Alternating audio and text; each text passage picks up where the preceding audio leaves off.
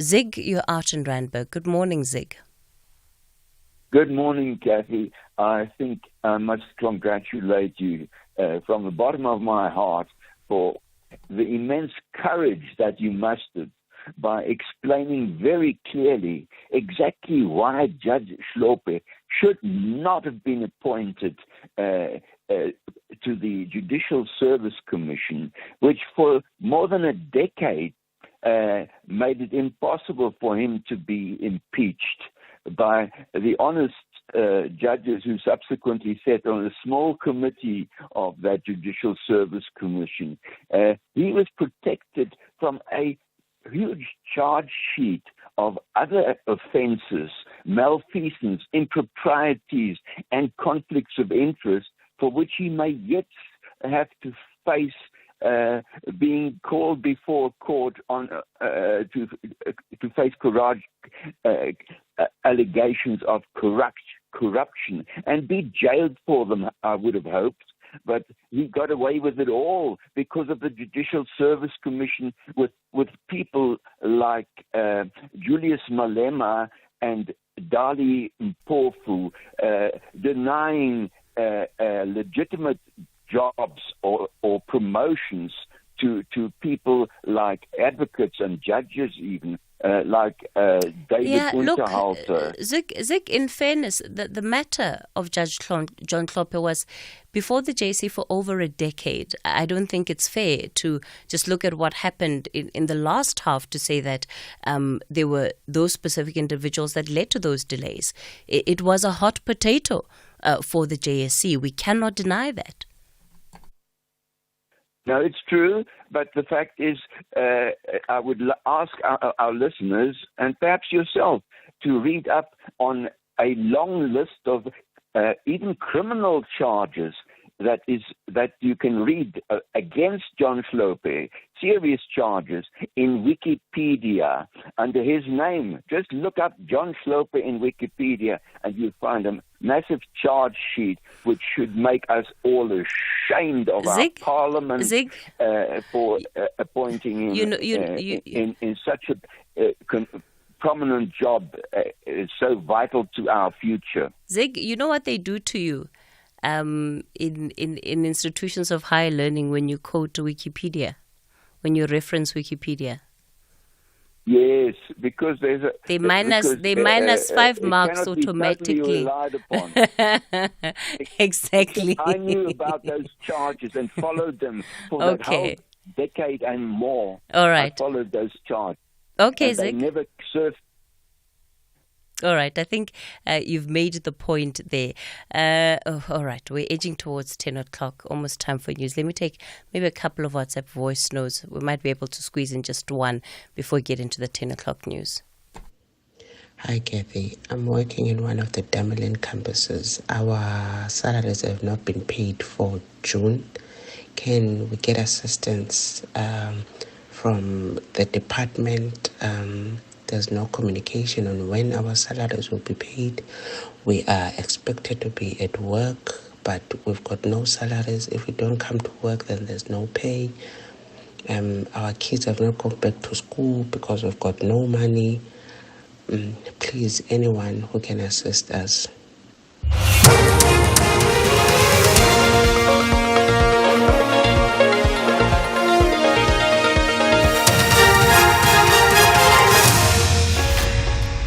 In our top stories, Parliament elects new committee chairpersons and eThekwini Municipal Council to elect a new mayor. Good morning. Parliament has held its first committee meetings and elected 16 chairpersons of the 13 committees. The remainder of the chairpersons will be elected today. Some of the elected chairpersons include Dr. Sibongiseni Hlomo to chair the Health Committee, Kusela Diko will chair Communications and Digital Technologies, Joseph Maswangani will chair Finance, while Suprama Umapilu will chair International Relations and Cooperation. Boyce Maneli will chair Employment and Labour. Members of the Government of National Unity, like the DA, also got chairperson positions. They include Jan de Villiers, who will chair Public Administration, and Leon Besson will chair Water and Sanitation. A special council sitting of the eThekwini municipality in KwaZulu-Natal will today vote for a new mayor. This follows the deployment of Mxolisi Kahunda to the National Council of Provinces. The only ANC-run metro in the country has come under fire from residents for challenges in the delivery of services, including water and sanitation. Meanwhile, Action SA Provincial Chairperson Zwakeli Mngango says the municipality needs a mayor who's not from the ANC. We are currently in court with the municipality, forcing them to fix the sewer infrastructure. As we speak right now, more than 11 beaches are having high E. coli, which means affect our economy, it affects our investments, it affects our tourism. So definitely we need someone who can rescue the municipality, but we believe that the new government is needed in eThekwini, not just one individual from the same party that collapsed the city.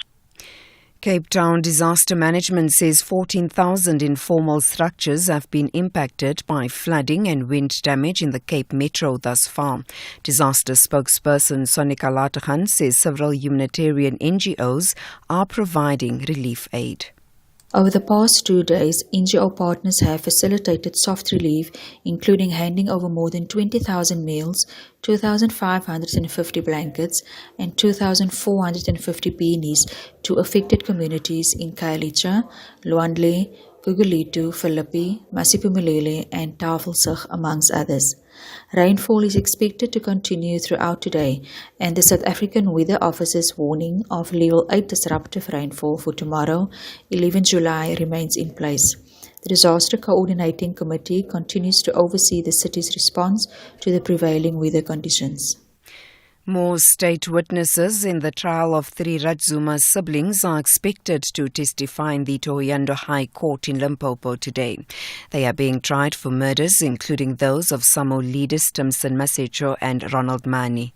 Masecho and Mani were killed for speaking out against the Vembe District Municipality's investment in the now-defunct VBS Mutual Bank. Michael Makungo reports. Percy and Simon Radzuma are being tried for the separate killings of some leaders, Timson Masecho and Ronald Mani. Masecho was shot dead on January 24 in 2019 in Makwarela, and Mani was gunned down 6 days later in Itsani, both outside Thohoyandou. The third sibling, Divuo, allegedly killed a person of interest in the Samo killings, Zotene Morodi. And finally, talks on bringing about a ceasefire in Gaza and releasing more of the Israeli hostages seized on the 7th of October are expected to resume in Qatar today. American and Israeli intelligence chiefs will meet senior Qatari and Egyptian officials. The BBC's Nick Beek has the details. The ceasefire plan under discussion was put forward by President Biden in May and would see a 6-week truce in Gaza while more hostages were released. Hamas appears to have dropped a long-standing demand that Israel commits to a permanent ceasefire before the process begins. But Hamas claims ongoing Israeli military operations are undermining any deal. Prime Minister Benjamin Netanyahu, under pressure from relatives of the hostages to bring their loved ones home, insists the war won't end until Hamas has been destroyed. Opponents, and increasingly it seems some senior figures in the Israeli military, believe that is an impossible aim.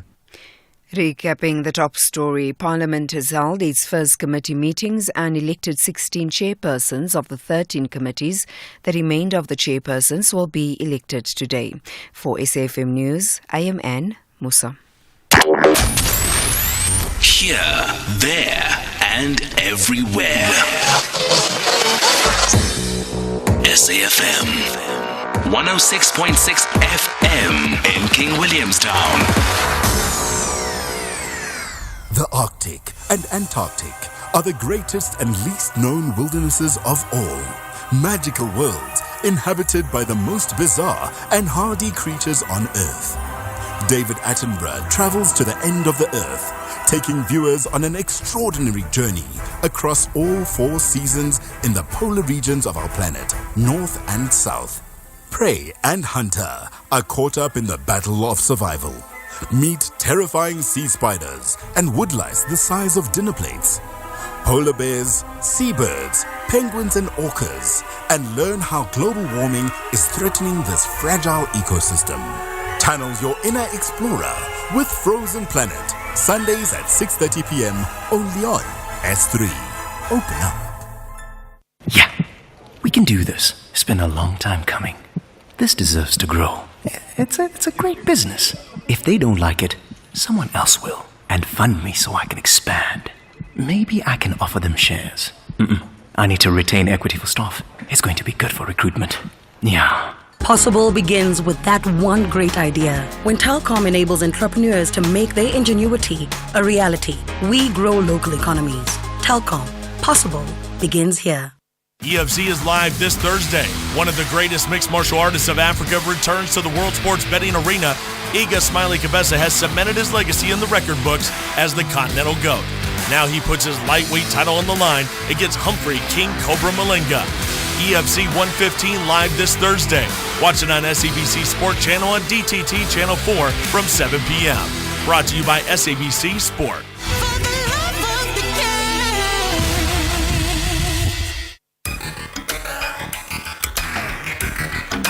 The Talking Point with Cathy Mohlahlana. Weekdays, 9 a.m. till midday. 8 after 10 o'clock. Welcome to the second hour of the show. Coming up in this hour, we're going to be in conversation with the UN Special Rapporteur on the right to health, Dr. Tlaleng Mofokeng. We'll be speaking about the latest report that she has submitted to the UN Human Rights Council and focusing on issues including drug abuse, harm reduction, and also having a right to health that is centered on dignity.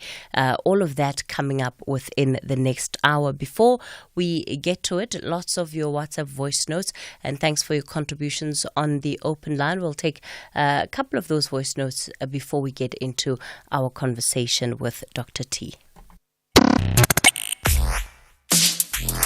Let's have the conversation. WhatsApp voice notes on 0614 104 107.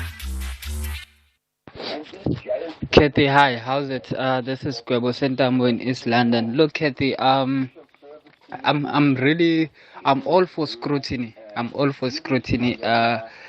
If any politician, be it Judge Hlophe, or in fact not just politicians, but people who public office bearers, they should be scrutinized. But there's something that just doesn't sit well with me about how maybe at this point, let me just say at this time, how protected Cyril Ramaphosa is. He's just untouchable on the question of ethics and morality. Your very first caller, or one of the callers mentioned that actually Cyril was saved from impeachment. And that is just telling, Cathy, why this man so protected.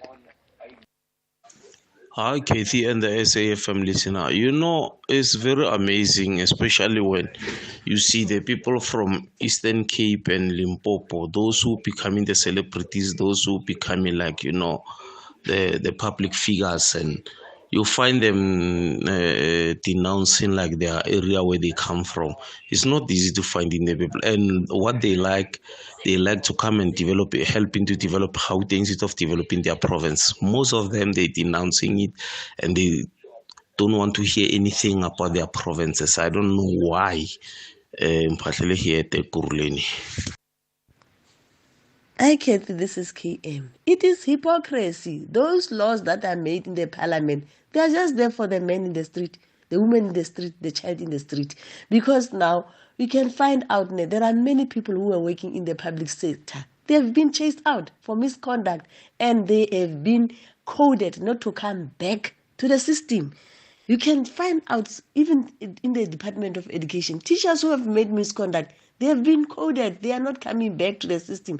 Why the parliamentarians are being given such an opportunity to do misconduct and come back to the system? Thank you very much.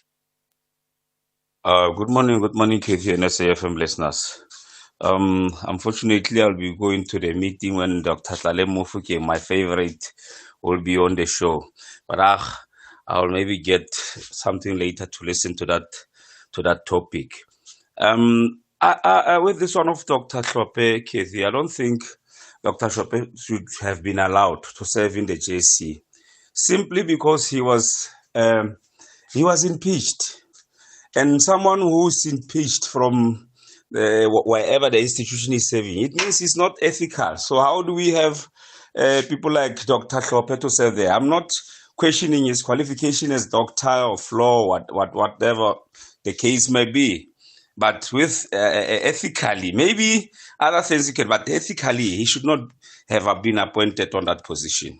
It's Marumo in Mafikeng, and a very good morning, Cathy, to you and the listeners. Thank you very much. Have a good day. The Talking Point with Cathy Mohlahlana. Weekdays, 9 a.m. till midday. 12 after 10 o'clock, welcome to the second hour of the show. Our guest for this morning, Dr. Tlaleng Mofokeng, the Special Rapporteur to the UN on the right to health, in studio with us. Good morning. I know I said Dr. Tlaleng Mofokeng, which is so formal, but of course you also go by Dr. T. Hello, Dr. T. Hey, Cathy. It's so great to have you Good in morning. studio. No, it's wonderful. It's always a good time when a person is with you. And of course, you know, we are extra grateful because we know that you are in between continents. You know, your life is in a suit bag. You're always traveling. Let's talk about the journey of, firstly, your being in this role and what that has been like over the last couple of years before we get into your latest report. Great. So I'd been an activist for women's rights, specifically around sexual and reproductive health rights, for many years before coming into this. So I'd been attending the Council and the General Assembly as a civil society representative. So I was quite familiar, right, with the UN systems and how things work.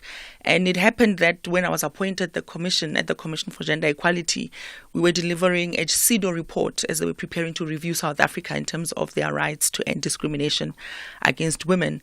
And at that seating afterwards, we just, connecting with fellow people that we know.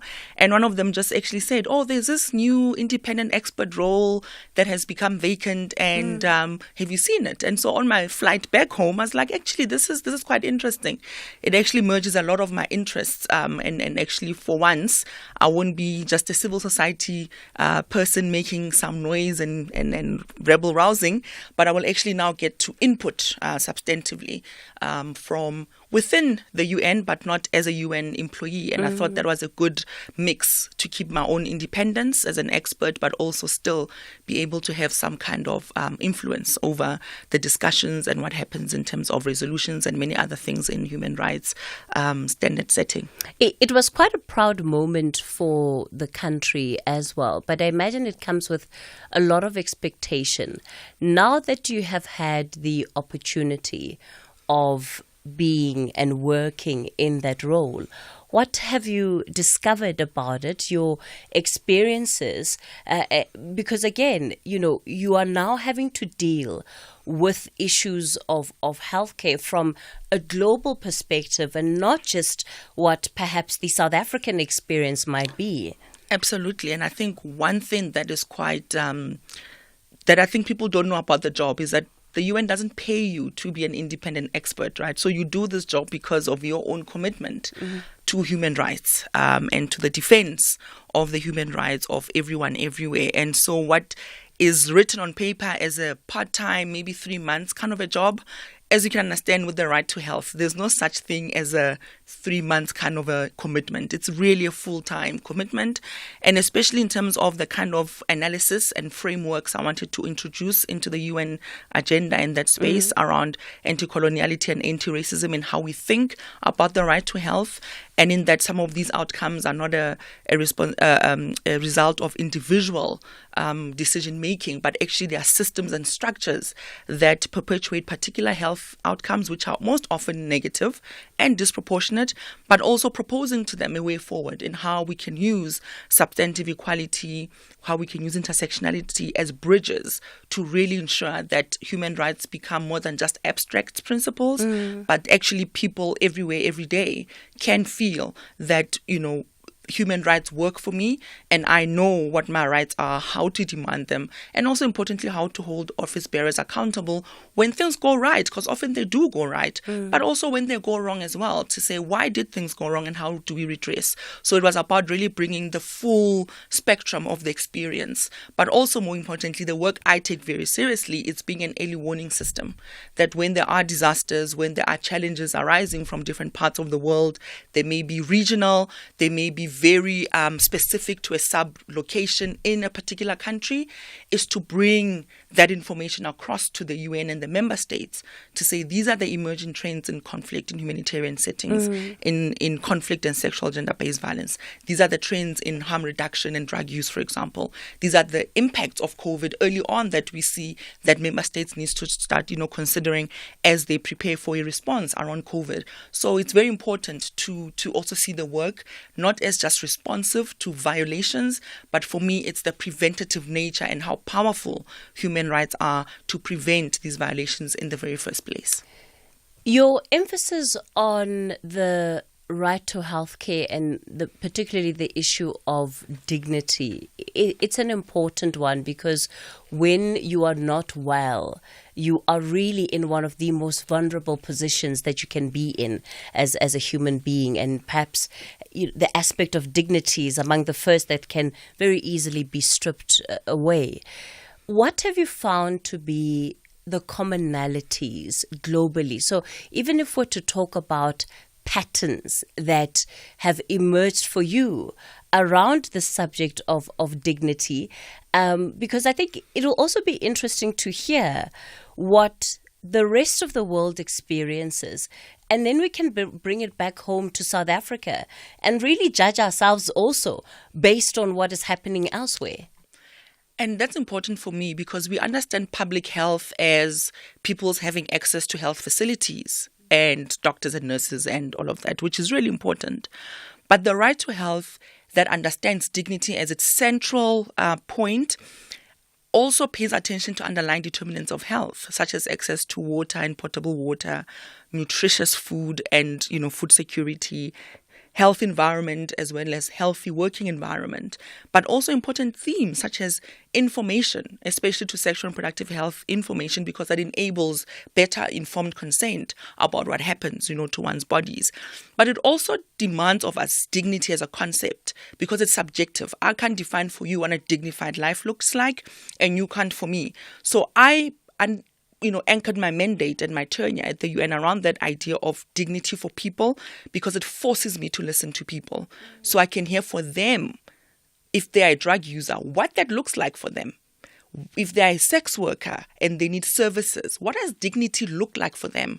If there are people who are internally displaced due to climate crisis or, unprecedented war and humanitarian crisis, what does dignity look like for them in that context? Because it's going to be a very different answer to someone who is post-conflict, for example, who's reimagining a different country for themselves or a different region for themselves.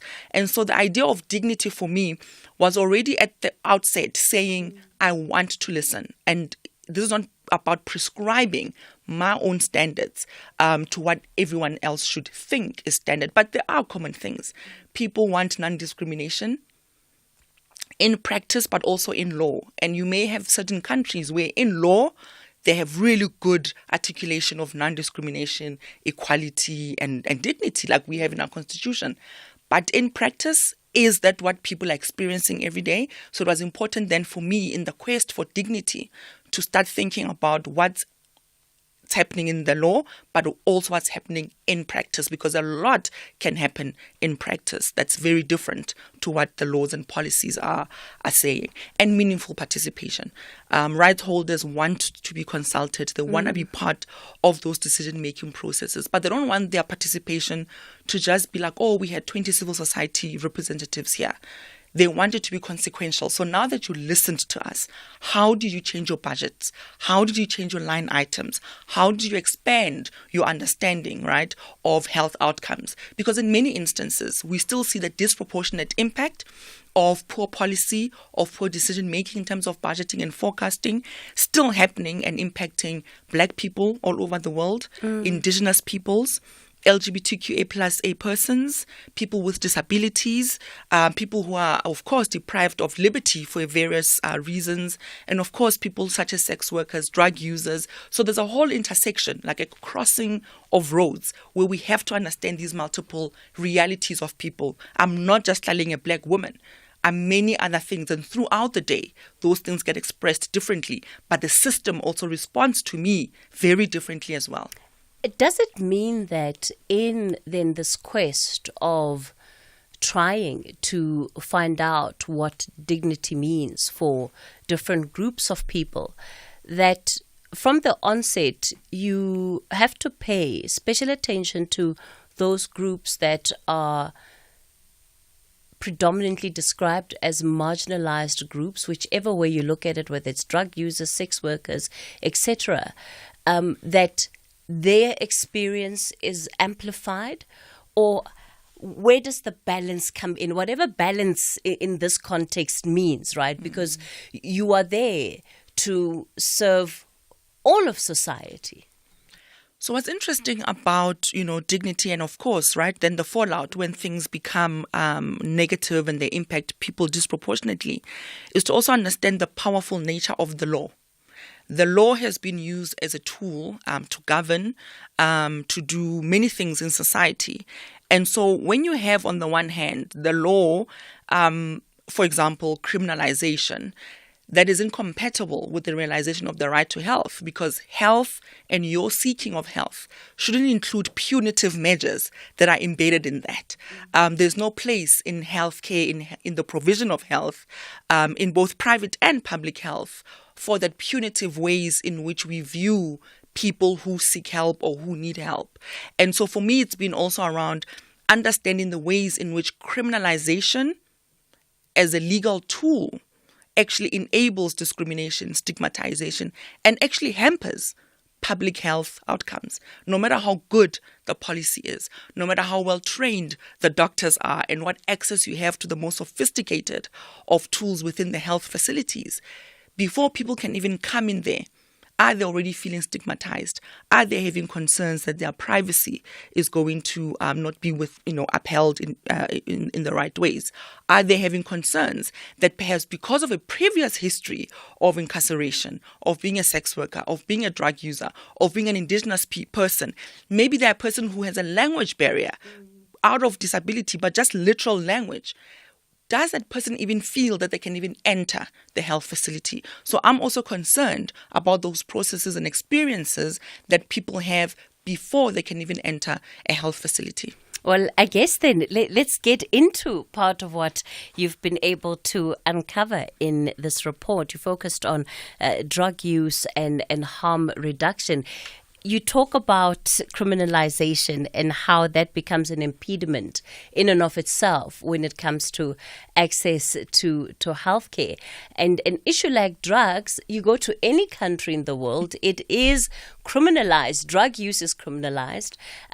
Maybe there could be a debate around the use of substances like hemp.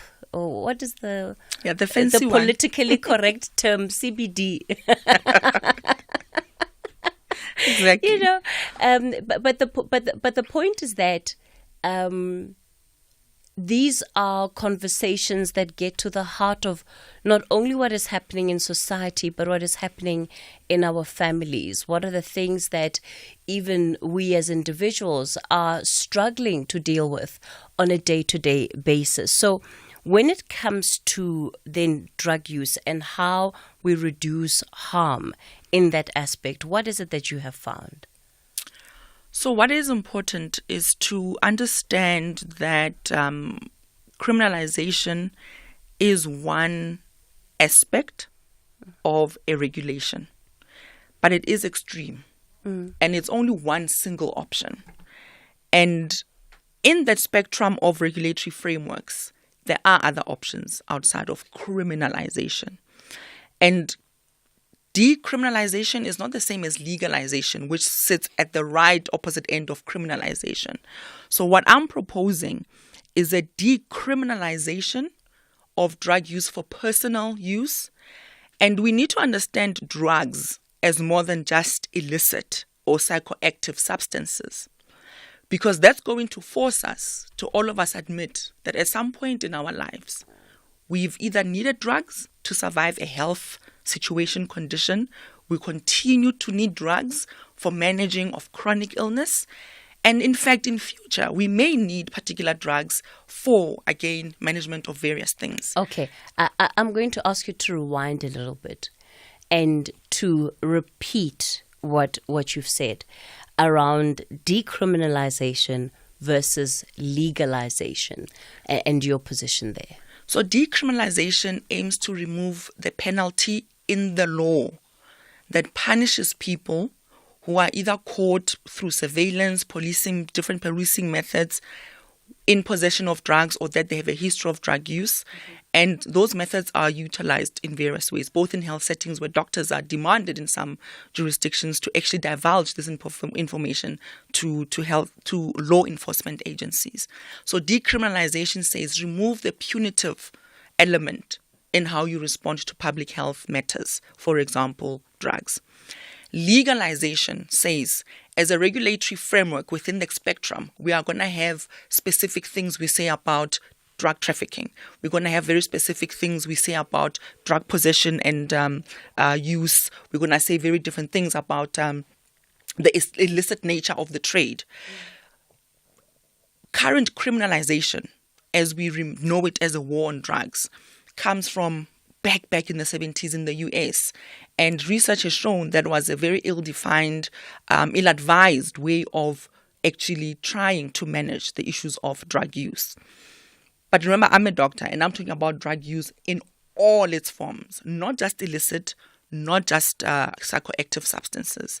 And this is important because even the World Health Organization has an essential medicines list which makes sure that at the bare minimum, each country should have a minimum set of drugs that are available for various conditions, including, of course, those then conditions that are brought on by either alcohol dependency or other drug use, substance disorders that we may find. But in terms of regulation, criminalization is on the one extreme, legalization is on the one extreme. For member states to start having the space to conceptualize with the rights holders, we need decriminalization, because what kind of meaningful participation are you going to get if at the very participatory process I'm criminalizing myself, right? And so we need to think about how criminalization hampers everyone to be able to be innovative, to be able to be creative. And we know it hasn't worked, right? There are laws and regulations that exist for trafficking in drugs, that exist for illicit drug. There are drug control mechanisms, even within the UN narcotic drugs, right? They've been there. They are not working.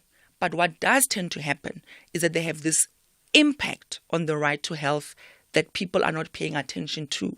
So decriminalization will allow us to use the evidence we've already had since the 70s about why this war on drugs is actually a war on people, which is what I have termed it, and I presented it as such to the Human Rights Council, that the war is on people because the people who manufacture these illicit drugs, the kingpins, they are not the ones who get caught up in police surveilling and the kinds of excessive force that's used. They are not the ones who are getting the death penalty, for example, in certain countries as well. So there is a disproportionate, even if you wanted to look at illicit drugs on their own, it's not the kingpins and the people who we claim criminalization is after. It's the everyday person who's a drug user who's being harassed and policed and then having very different outcomes in terms of their right to health. All right.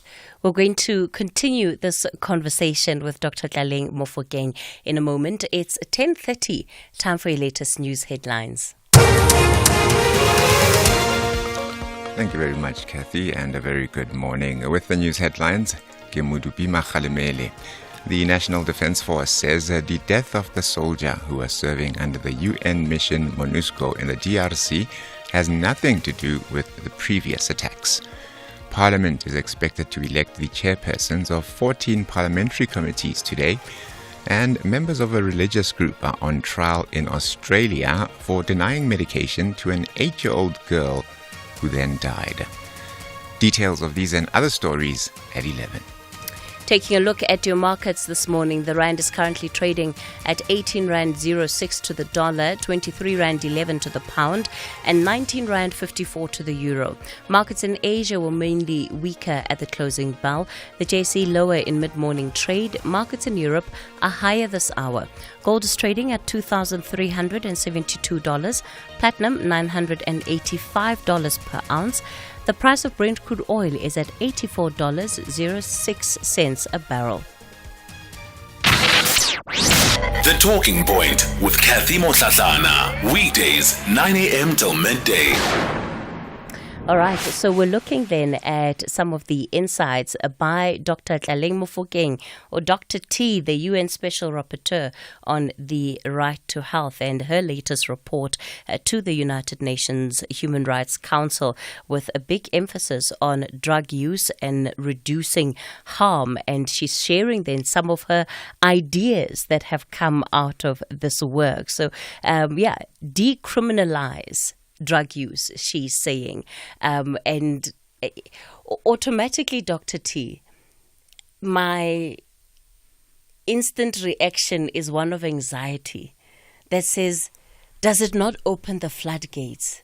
Does it not then make it okay for people to be using drugs in a country like South Africa, where we know that we have such a high number of young people who are struggling with drug use, and already these substances are available, they're being used?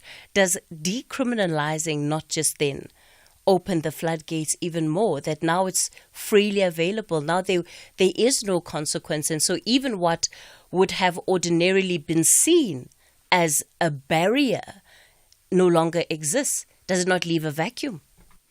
So those criminalized laws and different ways of policing are already not working. And my proposal is that we think about, and one of the member states brought this to me in Vienna during a dialogue, and they said, well, look, what about pregnant people? And we want to protect the fetus, and the person is using drugs. And I said, but is it best to criminalize a person who's pregnant, who may have been a drug user before they got pregnant? We don't know the circumstances that led to that pregnancy. And as a way to respond to that woman who's now pregnant and uses drugs is to throw them into jail. That's not how we should be working in a compassionate society. Right now, since 2019, we have six countries within the UN who have decriminalized drug use and the possession of drugs for personal use at the domestic level. We also have decriminalization, which has been included at 9 jurisdictions at the federal level, in different states as well, including Hawaii, in Canada, in New York, New Mexico, and in other jurisdictions, right? Bringing a total number of jurisdictions within the member states of the UN who have some form of decriminalization to 66, right, in 40 countries. And they have research that's shown that actually decriminalization does not suddenly make someone who was never interested in drugs to be a drug user, because there won't be like a billboard that says, oh, drugs are now decriminalized, everybody line up. It's that those who are drug users will not end up with criminal records, will not end up with hyper-policing, will not end up disproportionately impacted by hepatitis, by HIV.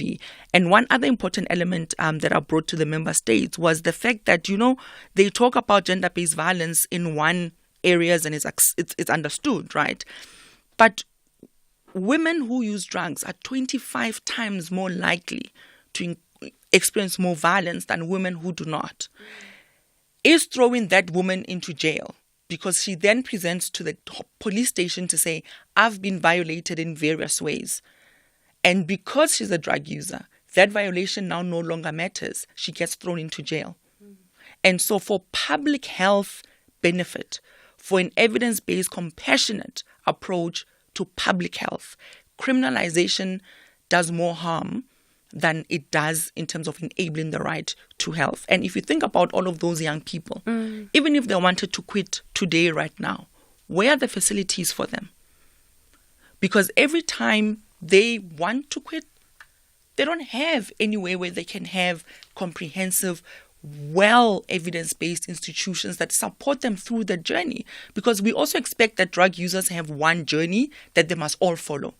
And one of my advices to member states was, you need to understand within your own jurisdiction and actually start investing in health research that's specific around drug use. Because what they are now doing is they're taking statistics from policing and so, oh, we're doing great. But they're not doing the statistics in terms of impact of those policing methods and the law onto the right to health, which enables economic participation, the right to education, cultural participation, employment, safety and security. There are more rights violations linked to the violation of the right to health than we realize. In many countries, even during COVID, people were cut off from government support because they have a history of drug use.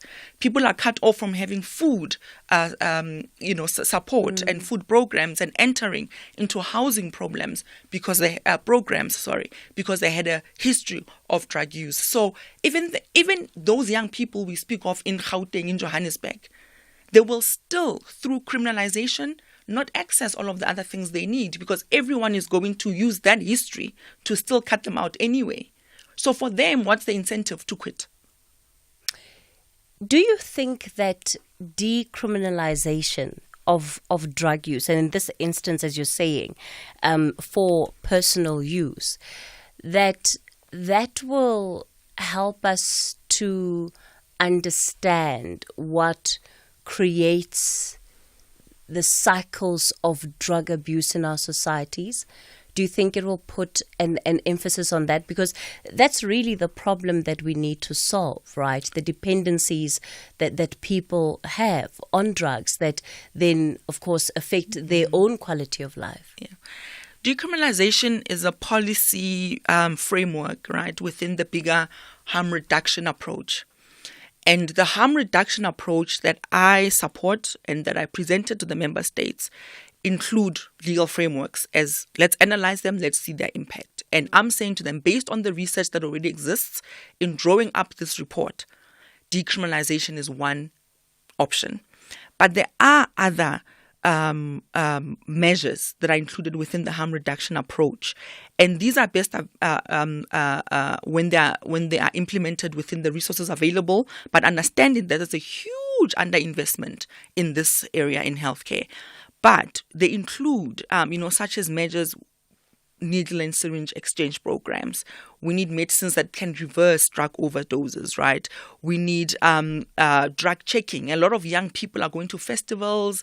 They are congregating in many different parts of the world that have very different laws around drugs. So you may leave your own country where they have decriminalization and you can be free to use the drugs. You go to a music festival or you do a tourist in a different country, which have very punitive nature. So we need to also understand and help people understand that as they navigate and travel, what are the landscapes looking like? The other important thing is drug checking.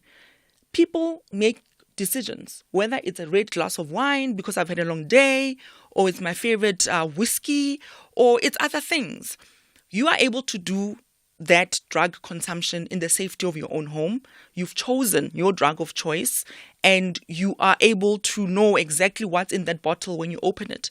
The other problem is that many people will tell you, I thought I was taking X substance, but it was laced with many other things that I actually do not know. And so the idea of drug checking is actually very, very important, that people actually know what drug they are consuming and is it actually the quality and what they are choosing to do.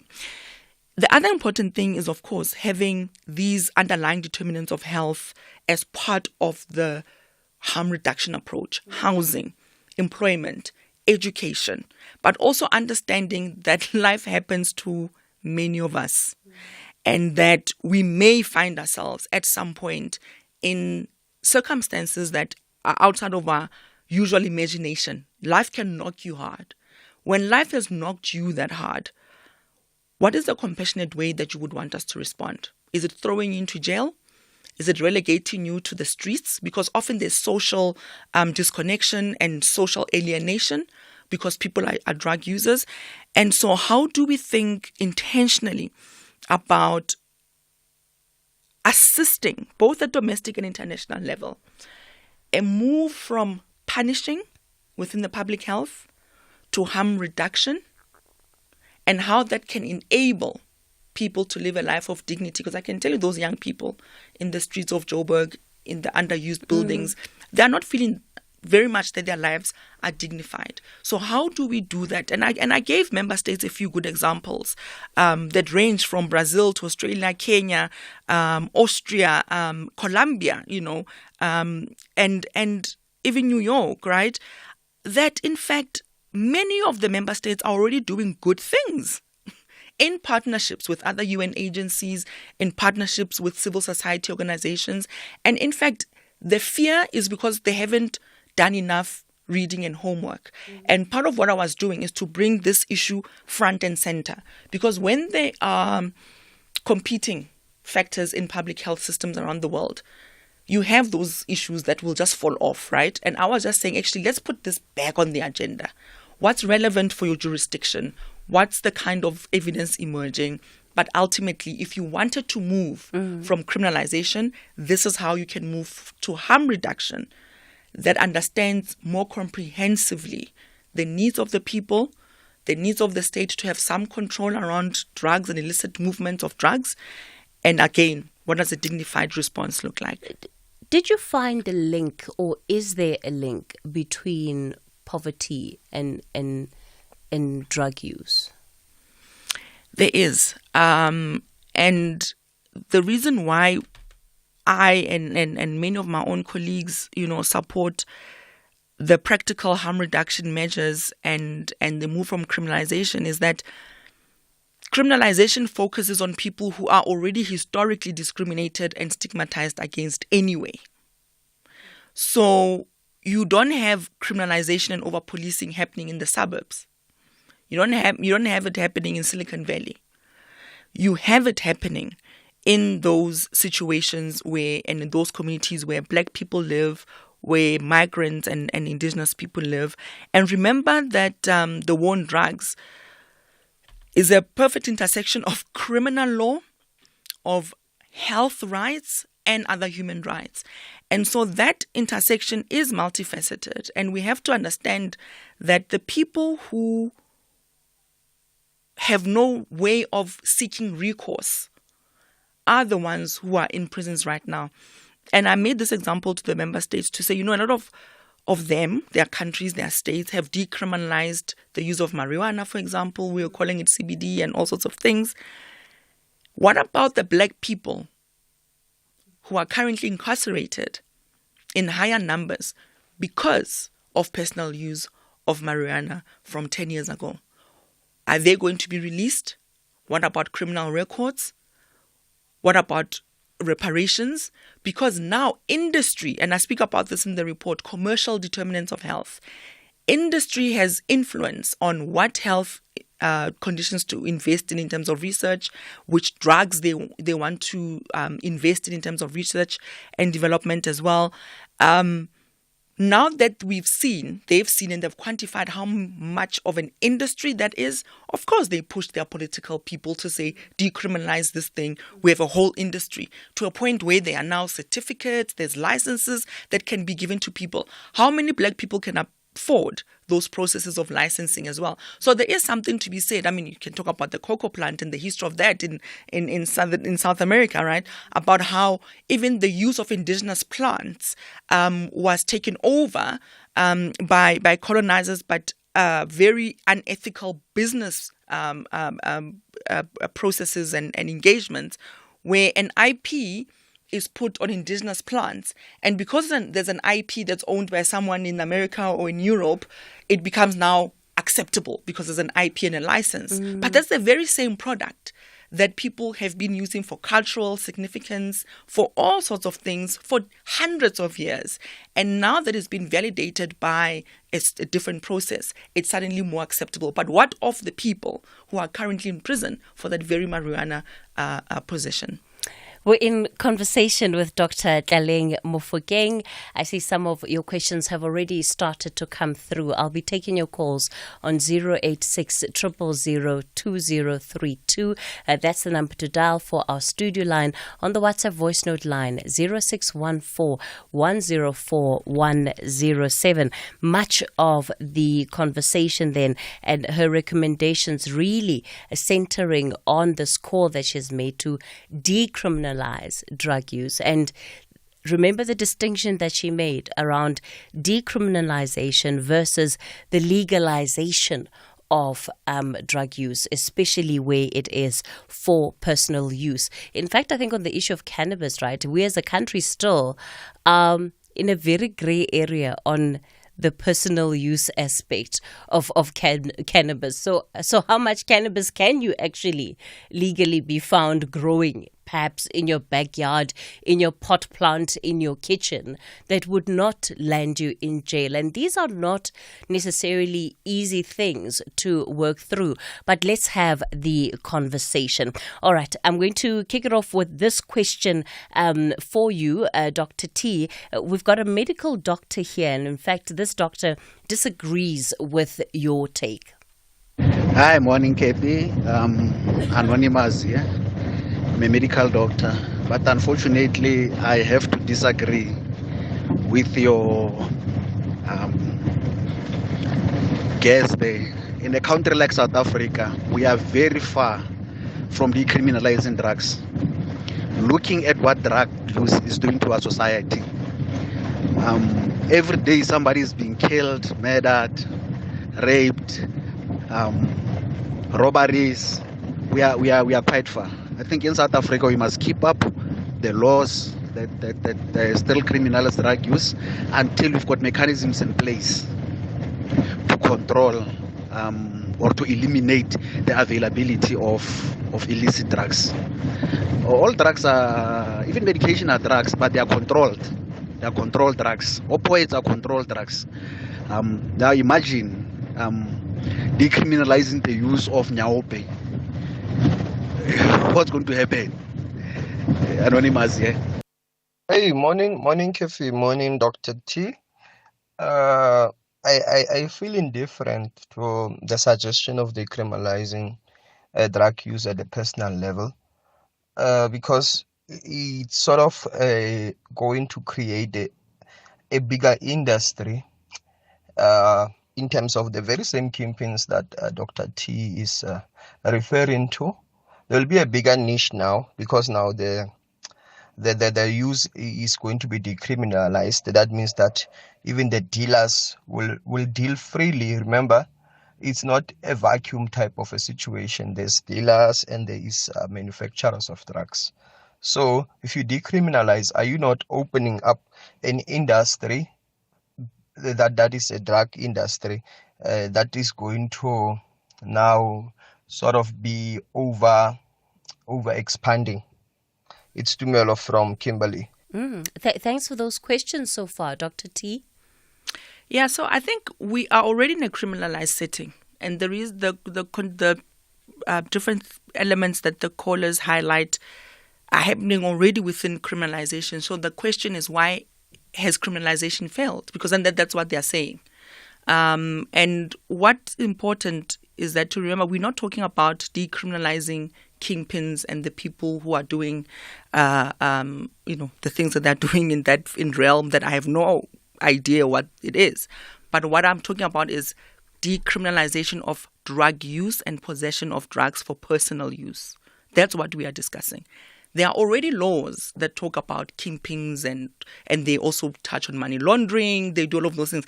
As a medic, as people are providing public health care, we can't start worrying about money laundering and what the illicit guys do. It's the police's thing.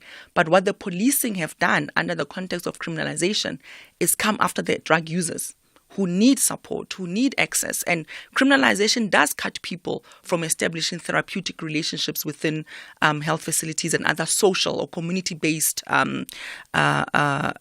services. They lose basic income assistance. They lose their employment because it's now found out that, I need certain drugs. Remember, mental health is stigmatized, right?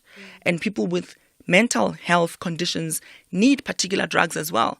And we know even in the workplace, those people are stigmatized and they're often taken off the employment. So there is a lot that criminalization for personal drug use and personal possession does. But criminalization, we have it now. Why is it not working then? So where would we draw the line? And perhaps there could well be lessons from some of the states that you mentioned that have already started the journey of decriminalization. Is it a case of if I'm found with what milligrams of cocaine, then I can I can justify it. Yeah. At what point can I not justify it if maybe I'm carrying milligrams that show that it could be well for me and Lebo and Kanya here in the studio? Do we want a situation where we are all maybe operating under the influence of a particular substance, because that does impair our ability to function on a day-to-day? I'll argue with you that every one of us say, I need my first cup of coffee just to take on the day. What's that? Physiologically speaking, what does coffee do to your body that's different from these other drugs that these people we look down on take physiologically? What difference does it do?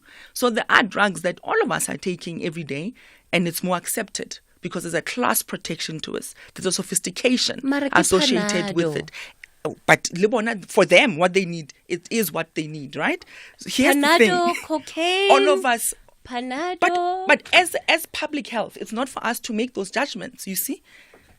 And police themselves, if doctors are phoning and saying they're not ready, why is a police officer ready then to make that judgment call? If doctors are saying they are not ready, why is a police officer the one who's ready to decide when, as a drug user, you deserve jail or when you deserve treatment? And that's the bottom line. People will tell you, hey, I need a strong one just to plakela for mamazala. What's that? It means at some point, we are all seeking some kind of alteration to survive, to manage something. The question is, why are others, people, deemed more worthy of doing what they do and still retain their dignity and not be looked down upon? And we are talking about drugs for public use. And you know why this is important? In humanitarian and conflict settings, one of the first things to lose access is essential controlled medicines. So for my fellow medic, the repercussions are more than just the streets of Joburg, right? Okay. People have been undergoing cesareans without anesthesia and any other support in terms of pain management because the strict controls for the management of various drugs, including for health conditions, we've over-relied on criminal law to a point where literal children are having secondary amputations because they have injuries from blast, which could not be treated and managed properly the first time around. Now they have to have amputations to avoid sepsis. All right. That's without anesthesia. I'm going to bring in more of our listeners into this conversation. Tembelihle, good morning. Morning, Cathy. Yes. Look, I disagree. As a matter of fact, I disagree. We just can't handle even the use of alcohol socially and otherwise, or medically or otherwise. It's how much more now if we bring if we decriminalize, as she puts it. So it won't work. Maybe in Europe, here in Africa, it won't work because we have seen the consequences of that. Growing up, I hardly knew the houses where they sell drugs. But nowadays, even a young kid will know. So this thing will hit hard the most vulnerable. So I disagree. Dr. T? It's already hitting hard the most vulnerable. Whatever legal dependency we have to control the issues of public health is not working. We need a public health response to drug use that is not over-reliant on criminal law. Bonakele, you're in Cape Town. Good morning. Cathy and Dr. T, and I'm going to be very quick and ask a question further. Is he aware of the crime rate that is so very high in this country of ours? And by so saying, I also disagree with what he's coming up with. And in actual fact, with people behind the bars doing all these sort of things, killing and doing all, and when they come out, they get a chance and come out, they begin and say, yes, it's because of drugs. Now I'm sorry, I learned my lesson. Have you ever heard of people such as those? And with regard to the crime rate, as I'm asking, that is he aware of the crime rate crime committed by people using drugs in this country of ours? Actually, to disagree as well. Thank you very much, Dr. Okay. Bonakele, Dr. T. So harm reduction is an approach, seeing the kinds of complaints that people have. They are saying they support it because they want to prevent high crime rate. They want to prevent people misusing alcohol and causing accidents. And that's what harm reduction is about. It's saying don't wait for someone to take drugs, then do something illegal, and then put them into jail. That's still not solving our problem. It's still not solving the problem. The problem is, how do we give people information to make informed decisions? How do we go on proper education programs that must be part of life orientation, but at all spheres of life?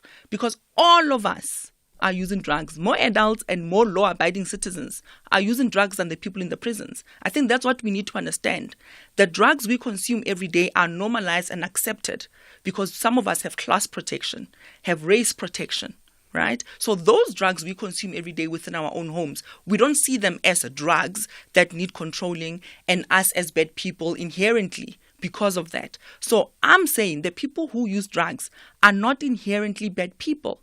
How do we support them through a harm reduction approach that takes prevention very seriously? That's why a divestment in criminal law and war on drugs and policing is required, because how are you going to do prevention without investing in those processes? So prevention is a key element of harm reduction, but you can't prevent if by coming to the workshop you are doing, Cathy, I'm already criminalizing myself.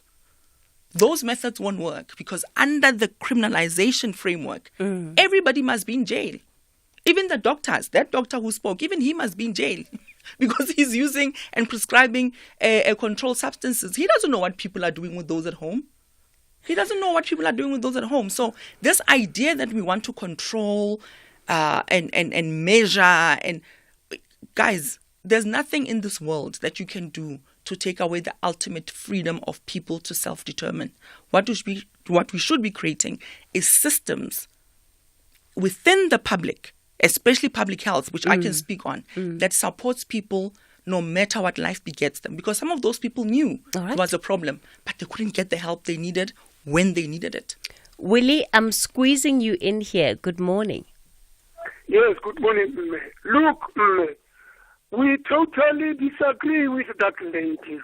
I can understand he's speaking about economics, about poverty and so on. In this country that is ravaged by crime, the country itself cannot control itself in as far as crime is concerned. And then to bring insult on the wound, you see we've got people who are lining up selling these dangerous drugs.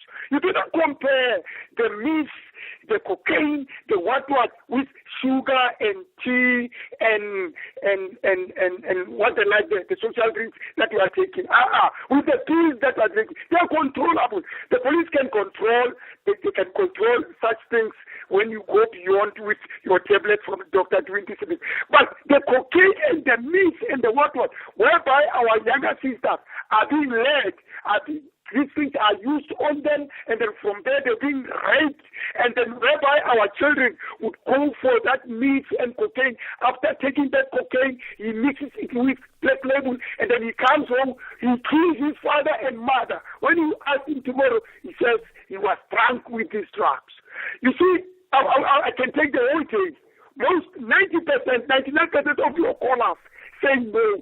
So that means the logic of that OC is out of order. Likely, Taiwan last year decriminalized the drugs. Now this year, February, They decriminalized. They said, no. We can't. We scrap it again. What is that? Okay. You must go and make a thorough research. All right, Willie. Willie, we're going to have to leave it there. And I think understandably quite an emotive subject. What we're going to have to do is that we'll have to go to news and then we'll wrap up with Dr. T on the other side of the 11 o'clock news update.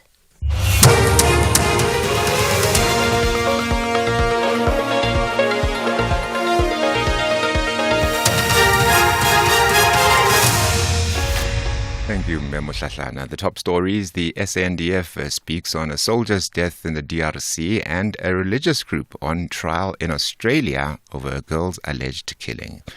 A very good morning. The Defence Force says that the death of the soldier who was serving under the UN mission MONUSCO in the DRC has nothing to do with previous attacks. The soldier was killed when a hand grenade exploded close to his sleeping quarters at the SANDF base in Beni in North Kivu in the eastern DRC. The force has indicated that its board of inquiry, in collaboration with the UN, will be convened to establish the facts. SANDF spokesperson Spiwe Dlamini. This is not an operational incident, which means it didn't happen because of the engagement with the negative forces. It happened at one of our bases when the member was at his accommodation tent.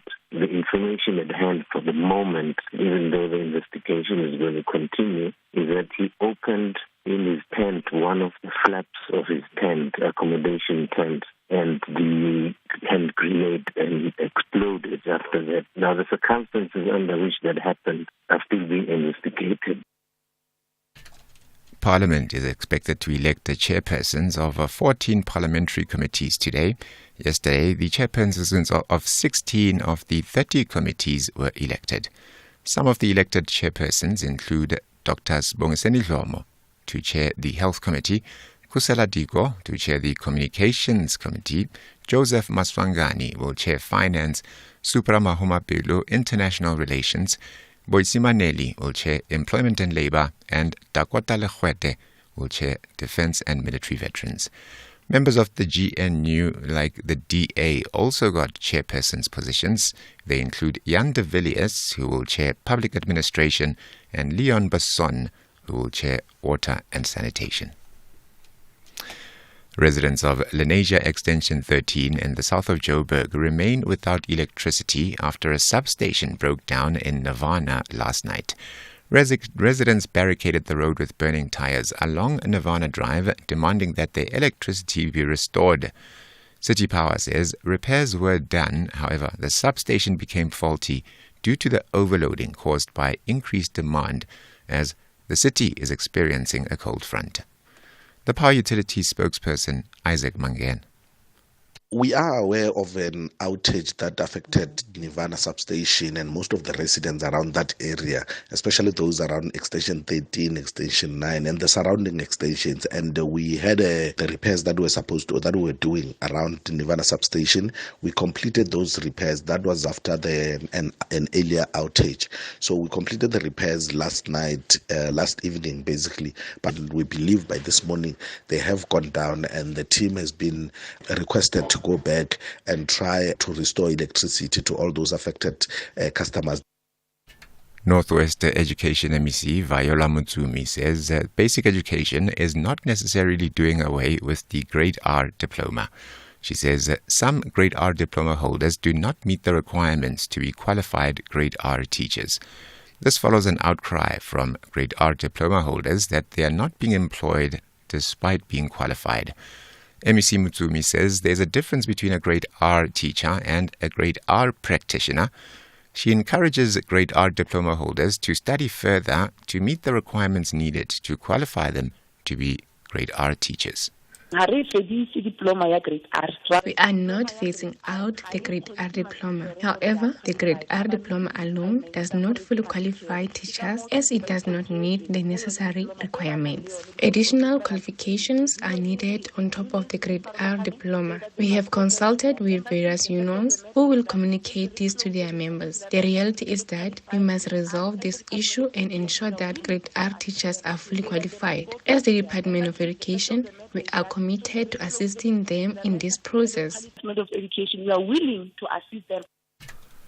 And members of a religious group are on trial in Australia for denying medication to an 8-year-old girl who then died.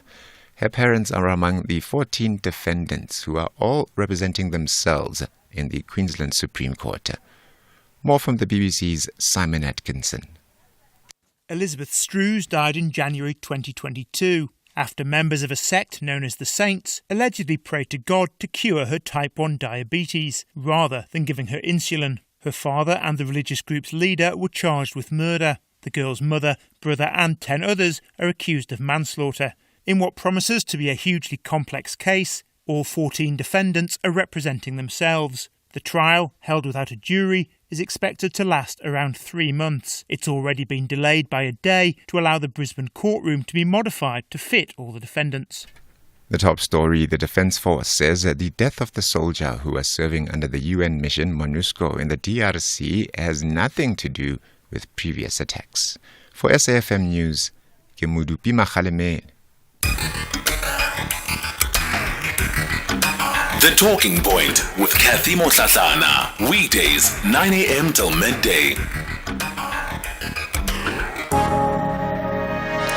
You're listening to The Talking Point, 7 after 11 o'clock. Welcome to the final hour of the show. Coming up in this hour, we'll be looking at items deemed as potentially wasteful expenditure. What is the low-hanging fruit that the 7th administration can be looking at when it comes to spending? Where can departments actually be saving money?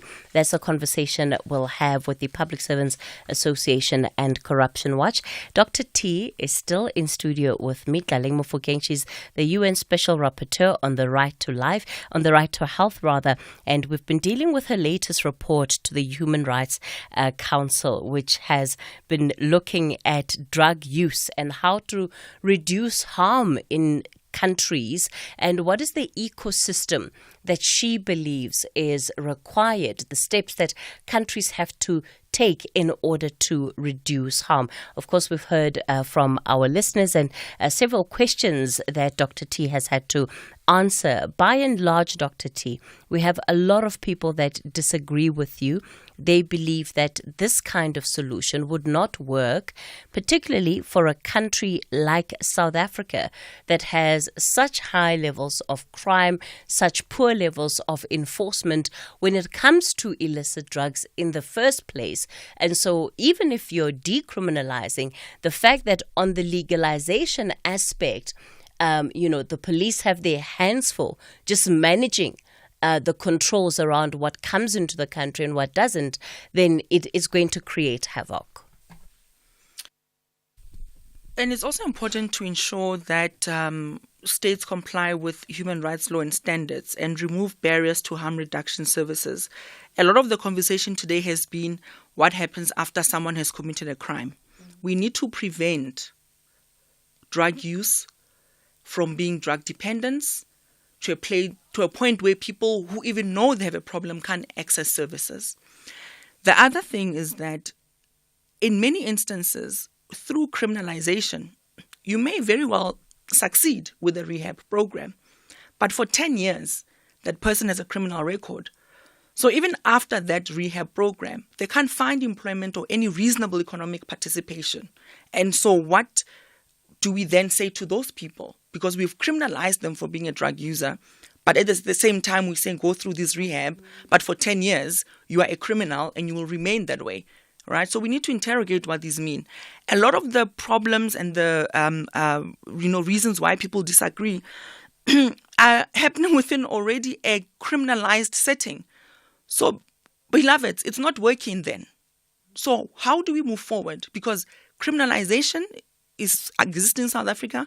Policing, we've seen the stints, we've seen all of the things televised. They are still not working. So what else do we need to do?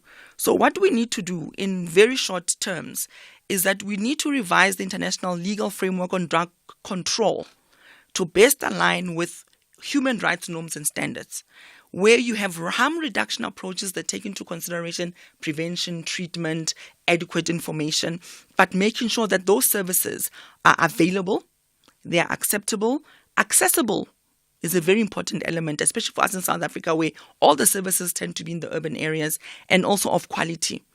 We must look at the drug laws and policies at the domestic level, focusing on dignity, public health, and human rights. And they must be grounded in the best available evidence, free from conflict of interest. And I argue, as a medic, I have more of an interest in issues of drug use, drug dependency, than a police officer. We have to end criminalization, stigmatization, and discrimination as they present actual barriers to people establishing therapeutic relationships. They lead to poorer health outcomes as people may fear legal consequences. And in South Africa, even that legal consequence, we've all agreed, just listening to the things, it's not working. So how do we shift the dialogue to trust, to creativity and innovation in these very urgent moments? A paradigm is needed from a war on drugs to harm reduction, where we place the person in the center and not the criminal legal framework in the center. So much more that we can discuss, but unfortunately, we're going to have to leave it there. Dr. T doing what she does best, which is really pushing the boundaries, making us think beyond what are the norms within which we can so easily get comfortable within. Is that really so? That's your job, ne? To be a rebel rouser. It's my job, and that's the whole point, right? Is to get us to be agitated, because that's the space of creativity. If we just accept some things just as the way they are and meant to be, I think we will be in a worse space. So I'm saying let's create spaces where we can have the legal, the public health, all of the different ways in how to best respond to this problem without condemning people to being criminals. When we know we are failing, I was saying to you and me during the break, when we leave your studio now and we want to stop drugs that we use, I use drugs every day for pain management. Where am I going? Even I don't know where I'm going, and I'm in Johannesburg. So then I must be condemned again because I'm a drug user and I must be thrown in jail. Maybe I am pregnant. Maybe I need other things. Quickly. The other courts are using this idea of war on drugs to limit other drugs in medicine, by the way, like the drugs we need for abortion medical services. It's happening in the US already. So part of the trend is that it's not just drugs around illicit psychoactive substances. You see slowly criminal law and criminality taking over medical practice. Okay. Dr. T, we're completely out of time. Of course, we would love to have you again in studio. The next time that you stop by in our little country, South Africa, a country you still call home, by the way, it's still home. So great to have you in studio. Really appreciate your time. We're going to take a quick break and then we're back in with our final conversation of the day. TV licenses have developed a new GIS-linked national address database to ensure that we can communicate with all our valued license holders. We now have a visual of all licensed and unlicensed households nationwide in order to effectively communicate with you. We remind you to take note of our payment reminders and avoid paying penalties due to non-compliance or choosing to ignore your legal obligation to pay your license fees. We can communicate with all our license holders through cost-effective electronic methods, enabling us to collect license fees and continue to support the national broadcaster, the SABC, in accordance with Section 27 of the Broadcasting Act No. 4 of 1999 as amended. TV licenses. Pay yours. Make a difference. The youth is the future of South Africa. We envision a society where young people can thrive without fear of violence and abuse. Gender-based violence, the murder of female students by their partners, revenge porn, and other forms of cyber violence has become a pervasive and devastating reality for young people. We cannot be silent. It's time to amplify youth voices towards a culture shift. The GBVF Response Fund calls for unity in building a future where young lives are not tainted by violence and fear. This is an SABC-supported initiative.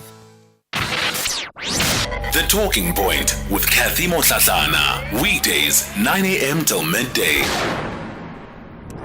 All right, we continue the conversation on the talking point. Yeah, many of you still responding then to those suggestions, ideas that were put forward by Dr. T before the UN Human Rights Council. I think that part of the point really is to say that let's start having the conversation.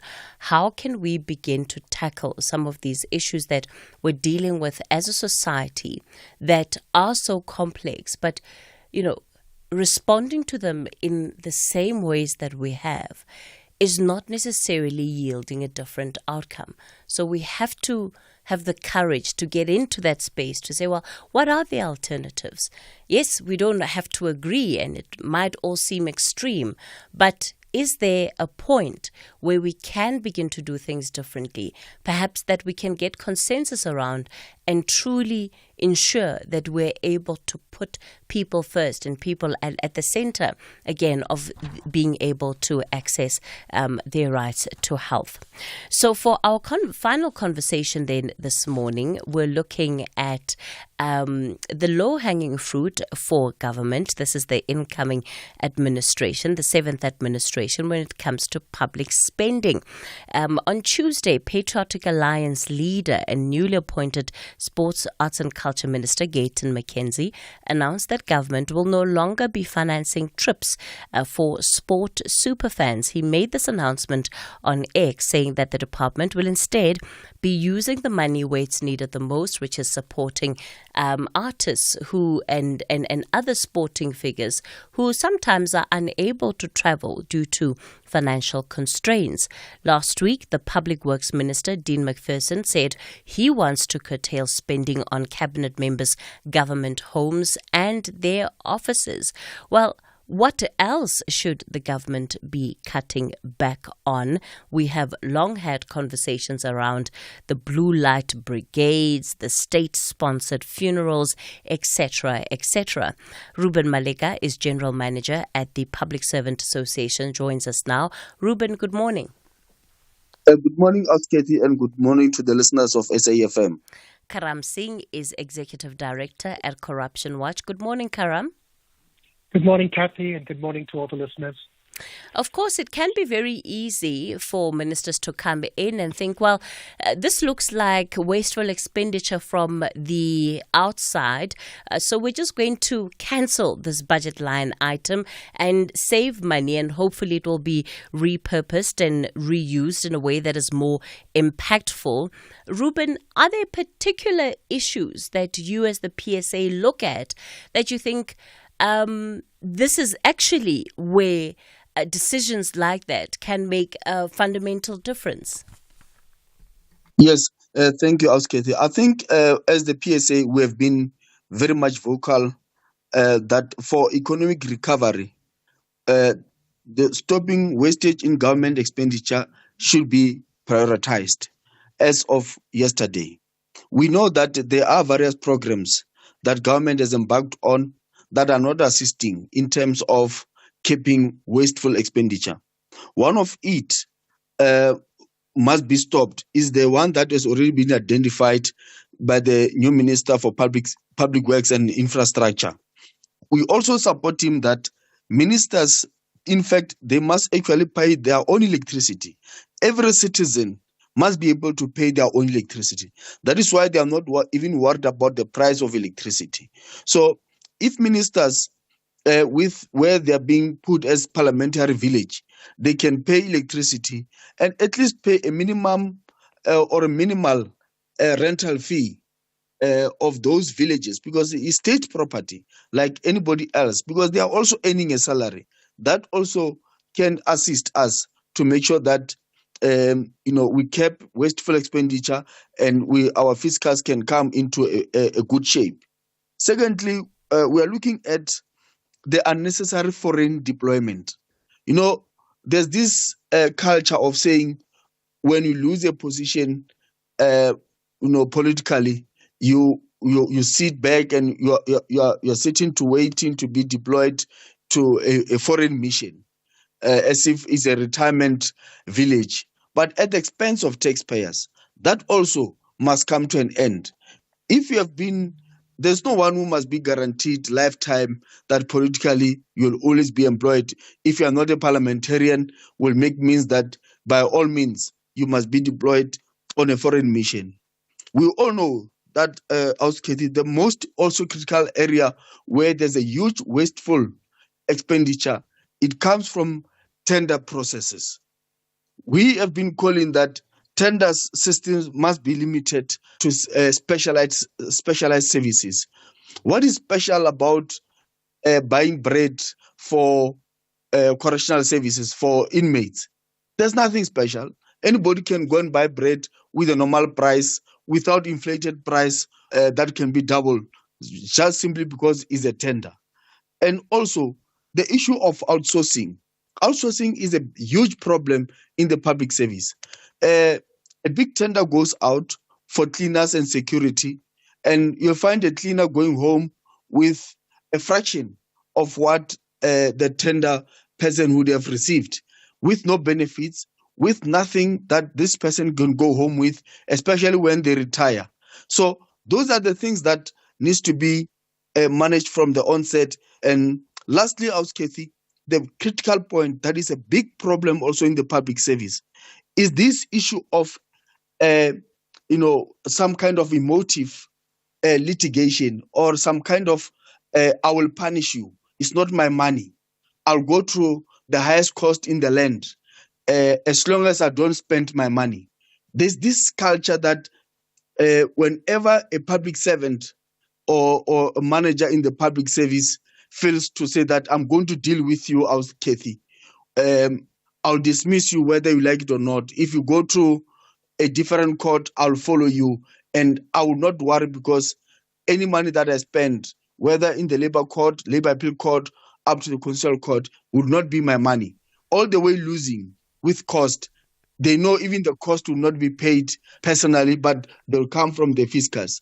So our call has been that, it's time that ministers with DGs take responsibility of saying, if managers in the public service wish to do any court proceedings, they must actually get a approval from a DG up to, if there is an appeal, like appeal court or constitutional matter, the minister must know and approve it, because there's an abuse of litigation in the public service merely for the fact that it is not from their pocket.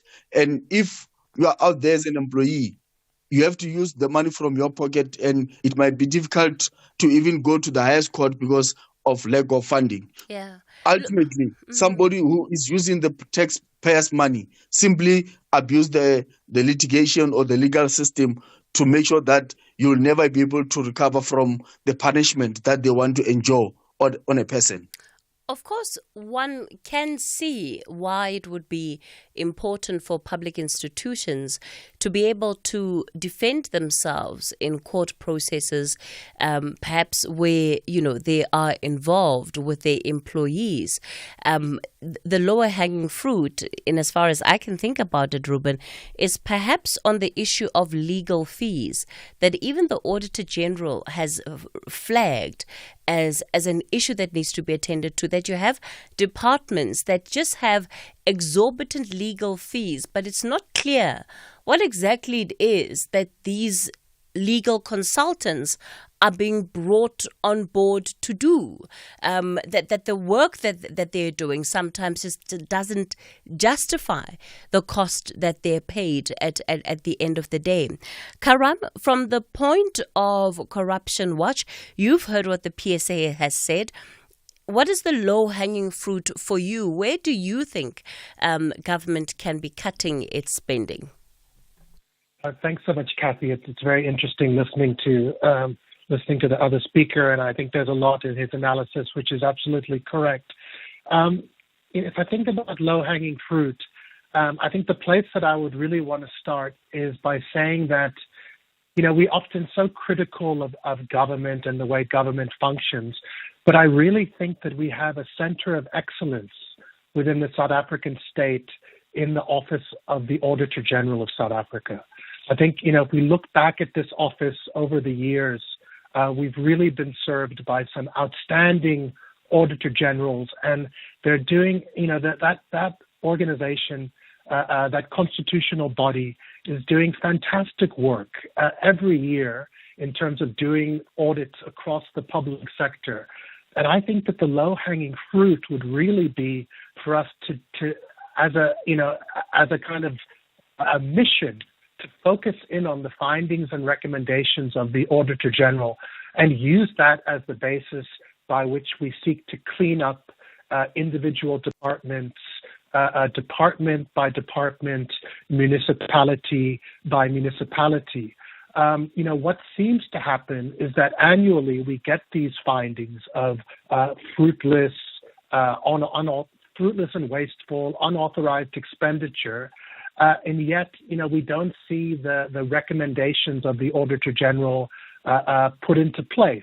So, if you just look back at some of the SCOPA reports in recent years, in terms of the departments which are considered consistent delinquents, you've got irregular expenditure for the 2022 period of 1.5 billion, 460 million at the Department of Defense, 339 million at National Treasury, 106 million at basic education. And then you look at some of the issues involved. The issues are around software licenses which aren't being used, unoccupied properties in the case of the Department of Defense, poor project management skills, the cancellation of travel, damage to state buildings, ghost employees. These are now the basis upon which parliamentary committees, whether it be in defense or education, should be able to take up these issues and push for accountability and consequence management in their oversight role engagements with departments to say, what are you doing about these irregular findings? How are you progressing in terms of implementing the recommendations? Other big issues, that have been identified are these leakages within the public procurement system, and we've been calling for for years now for reform of the public procurement system from inception to the award, particularly in terms of empowering the oversight function to be able to see where irregular procurement's taking place, and this is where we've advocated for greater transparency in the procurement system. Issues around the VIP protection. You mentioned the Blue Light Brigade.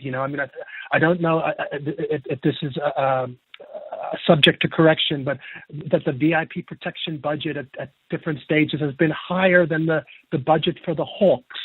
I don't know how that can be possible. Government has lots of meetings and lots of conferences. They should be using government meeting rooms and government conference facilities as opposed to engaging in fiscal dumping when it comes to, the kind of fancy conferences that we often see at the end of the fiscal cycle.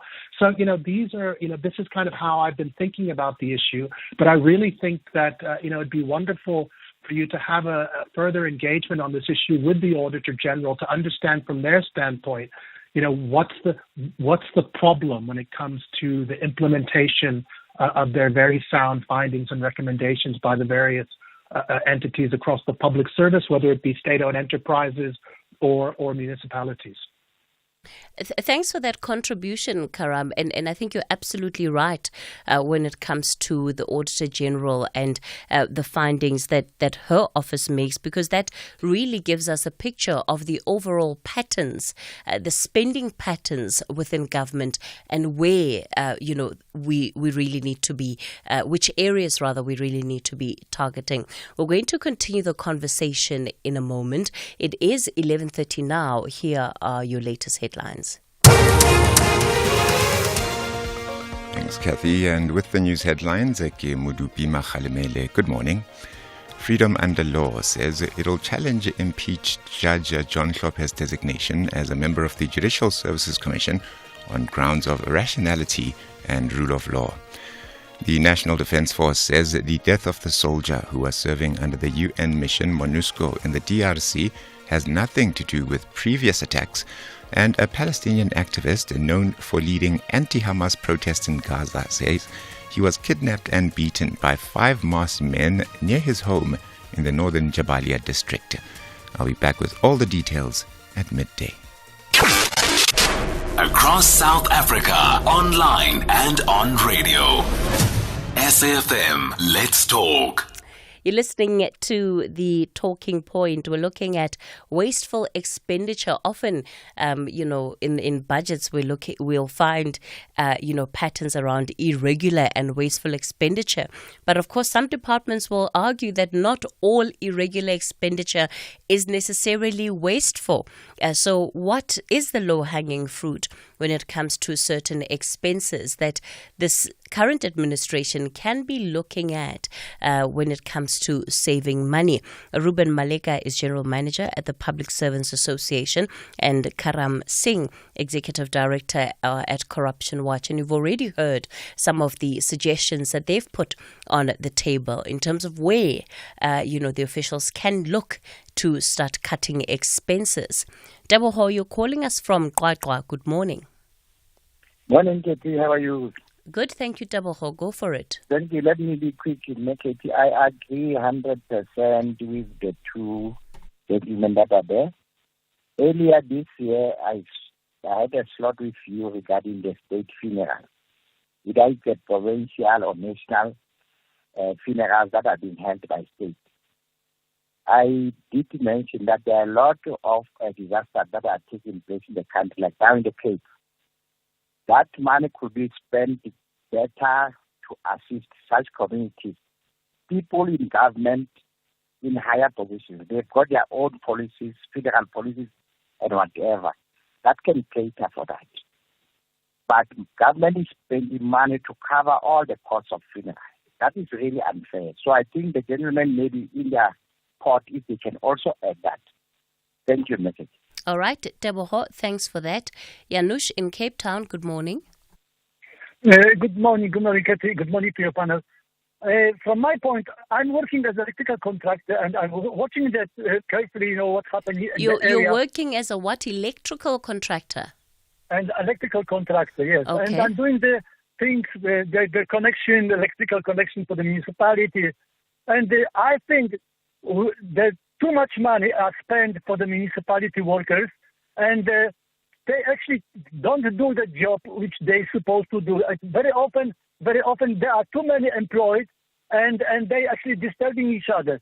Secondly, because for instance, in my area, I'm watching also very carefully that we've got a sort of street cleaners or bush cutters, how they call it. They are just hundreds of them walking up and down. They're taking the salary, and this money actually should be spent on, for instance, having the building, the paving, because we've got no paving in our area. People had to force on the walk on the street, and very often as the drivers, or we had to avoid and sometimes the accidents, and the situation. So I think that the management of the city council should take responsibility, whether it reduce or not, but I think the management is responsible for overspending the money on the things which are not provided to the public. Okay. Thanks for that contribution, Janusz. Quinn, you're also in Cape Town. Good morning. Good morning, Cathy, to you and the team. How are you? I'm doing well, Quinn. Yes, I'm scared to answer because I know so many people ask me that. It must be tiring. Yeah, if I've got such a lot to say, you're going to have to stop me off the way anyway. Yeah, first of all, for example, the Defense Force, like a day like this, those guys are laying under the blankets watching movies or TV or drinking their coffee and ordering whatever they want to eat. There's so much crime and violence. I'm sure if they have this real non-truckers, what they used to use, the casters and that, they have it like where they know there are drug dealers on the road, or specific road of a little town, And, in every township, you can ask a little kid, there's a drug dealer here. They won't be able to tell you, And if crooks see that there's a cast of standing there or whatever, riders, I can contact the police to back them up or whatever. They can even help the ambulance services, basically, stand in the main street of where they are riding and so on, you know. The other thing is also, about 6 months ago, some 4 people were attacked in their vehicle. They were pulled out by these security forces, and they were kicked down to the ground. And it was on a live stream. And then the week after, the government made a law that you can't use, you're not allowed to, but your camera take pictures of the security forces. And so it just shows you where is their mindset really, and why are we voting for people that are actually backing up these criminals? Now, for example, if you phone Ulvaleni police station or Woodstock police station or whatever, and you want somebody, and if they know it's you or whatever, then they never, you can come here, the charge officers are standing full of members. They can't even sit because there's no place for sitting. They have to stand shoulder to shoulder, chest to chest, and I don't know what they're talking about or whatever, and so on, you know. So there's so much things. Like once I spoke to the Minister of Transport just before we had the 2010 on the radio, I think it was on your radio station, tell me what's going to happen about this bridge that's built over Cape Town. He didn't know what I was talking about. Okay. While we're having sometimes this illiterate people at this ministers or whatever, and I'm sorry to say that they can hear it because it's true actually, you know. And one other thing is, like for example, Judge Lopez, I was in his office one day, and because I'm a little disabled, he said to me, I can ask his secretary, she can do the letter. It was just a short little 1-2 paragraphs because I'm not literate, you know. So when I went to her, then she said, no, she's not going to do that. And then she just got up, she said, excuse me, and then she walked past me, and then she came back with a judge. And she said, no, she's not going to do it. Then I said to my son, because I'm disabled, I said, can you please, are you recording this? So I said, Judge, but you didn't say a minute ago that the secretary can do this letter for me? So he said, please, so-and-so, can you please do this for Mr. So-and-so? Quinn? And then, yeah, if you're the only then did you do it? Now, I'm not going to say any defamatory. I'm going to answer your question now. How can you just refuse? It just shows you what relationship is, and I'm not going to say anything further now. On that. People can make their own minds up. I'm going to ask you to leave it there because I mean you've said quite a mouthful in terms of your contribution to the conversation. Ruben, let me bring you in, perhaps just to also reflect on some of the suggestions from our listeners. Do away with state funerals. Do away perhaps with people or staffing at a local government level. I don't think the idea of having the army come in to do day-to-day policing is a good idea because there is a clear separation of functionality between the police service and the SANDF. But your general reflections, Ruben? Thank you very much, Cathy. I think maybe let me zoom on this one of saying reduce staffing at local government level. I think it's been more than 10 years that we have been debating in the Public Service Coordinated Bargaining Council where we talk about matters of the public service, interest and rights. That we have been saying the past 10 years that we need to have what is termed a single public service. Because these 3 spheres of government, there's a lot of disparities. And these disparities also comes with duplicates. And if we can come up with a single public service where all these spheres of government can be made to be uniform and also realign certain functions so that where there's a duplicate, it can be eliminated. That can also definitely save costs in terms of unnecessary duplicates of functions. So that matter has been pending for quite some time. It's more than 10 years. Year in, year out, as Labour would come up to say, but how far are we going to proceed? When are we going to conclude? We've been raising, I think there's more than 3 ministers, 4 ministers that have been at the Public Service Administration, and we've been raising this matter. So I agree that the issue of staffing, but I come in the form of saying we are aware of it. It should have been implemented in the form of single public service. And I cannot agree more with the points that were raised by my colleague there, Karam, on the Auditors General findings and the jobs.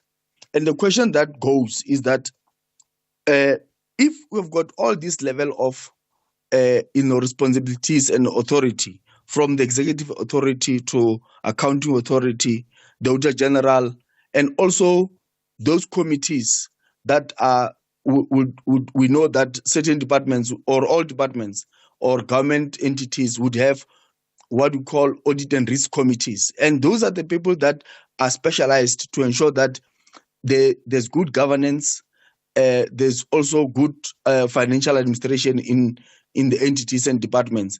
And year in, year out, they don't see what the Auditor General is seeing. Then we have a problem.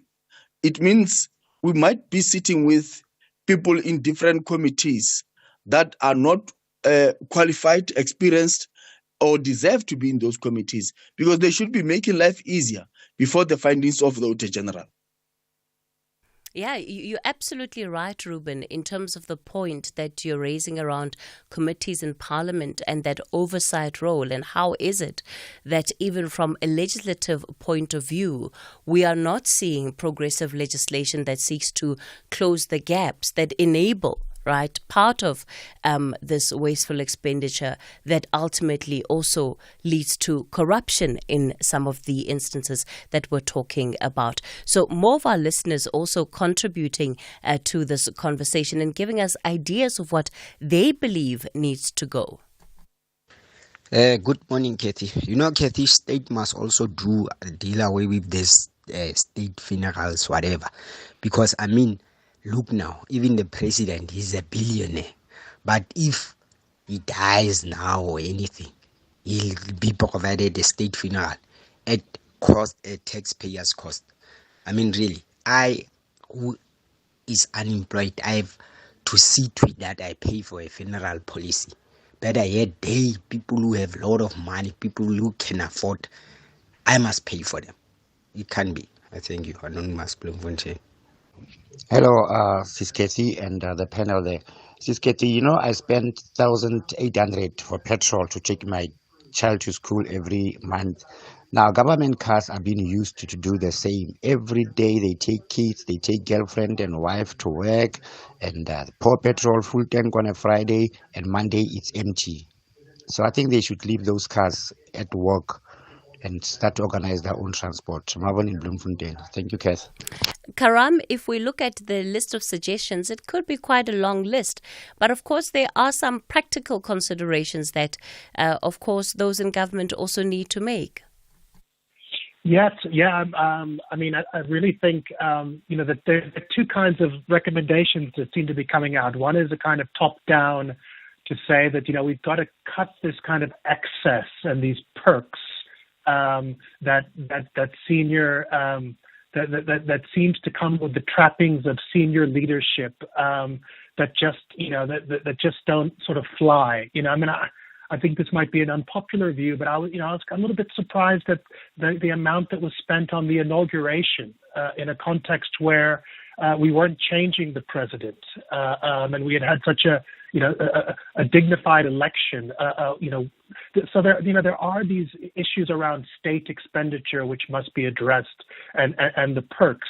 But I think, from the bottom up, if we're looking at the issues of what's happening in municipalities, and you're looking at sort of less than 40 out of, say, 260 municipalities, that get unqualified audits, that we probably have a crisis at local government level when it comes to irregular, unauthorized, fruitful and wasteful expenditure.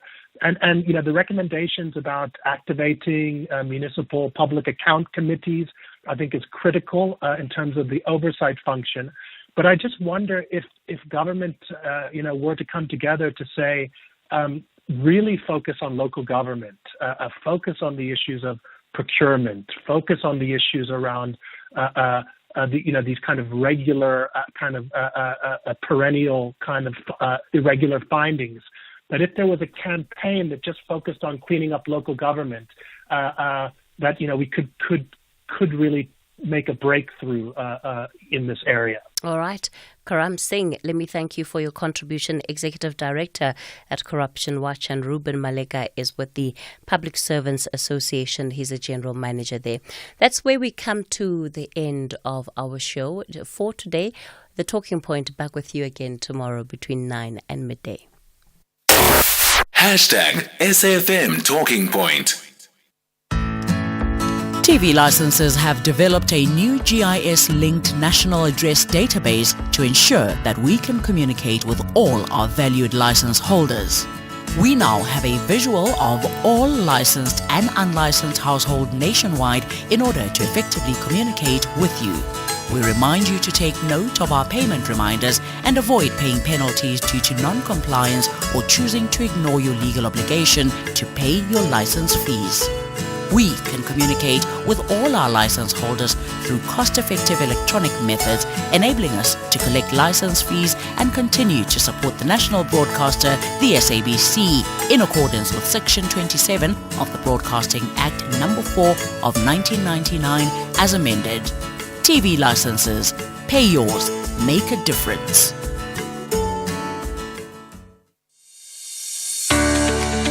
The inaugural Standard Bank Business and Commercial Banking Conference will take place from 10 to 12 July 2024 in Cape Town under the theme Africa Unlocked, Unlocking Africa's Growth. Tune in to the Full Circle with Bridget Masinga and the National Pulse with Ashraf Garda to get insights from the conference. SAFM, leading the conversations that move us.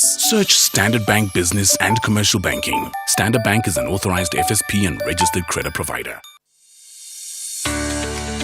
The inaugural Standard Bank Business and Commercial Banking Conference will take place from 10 to 12 July 2024 in Cape Town under the theme Africa Unlocked, Unlocking Africa's Growth. Tune in to the Full Circle with Bridget Masinga and the National Pulse with Ashraf Garda to get insights from the conference. SAFM, leading the conversations that move us.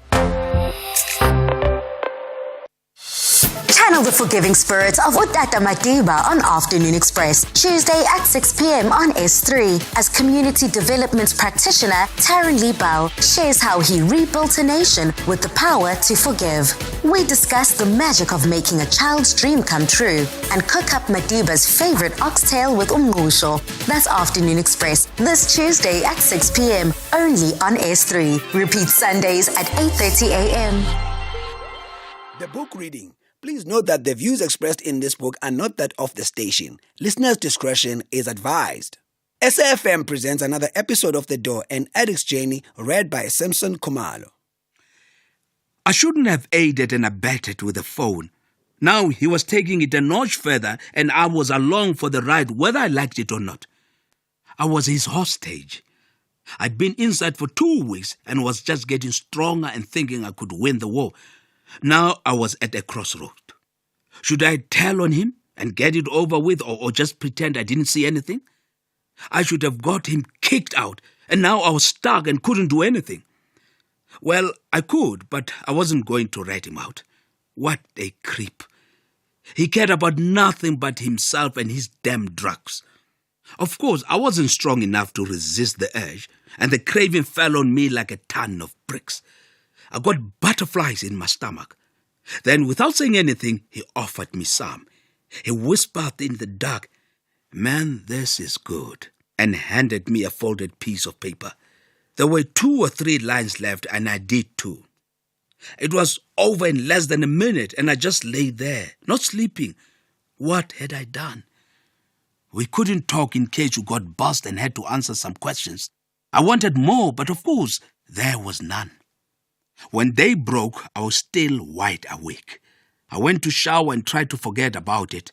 but the thing was still in my system and in my mind. 2 weeks down the drain and there was nothing I could do about it. The whole day I was trying to figure out how he got the stuff in. I eventually found out that his wife was also a user, but her parents thought it was just him. She brought him the drugs. What the hell? I thought to myself. Of all the inmates in this joint, why did he have to be my roommate?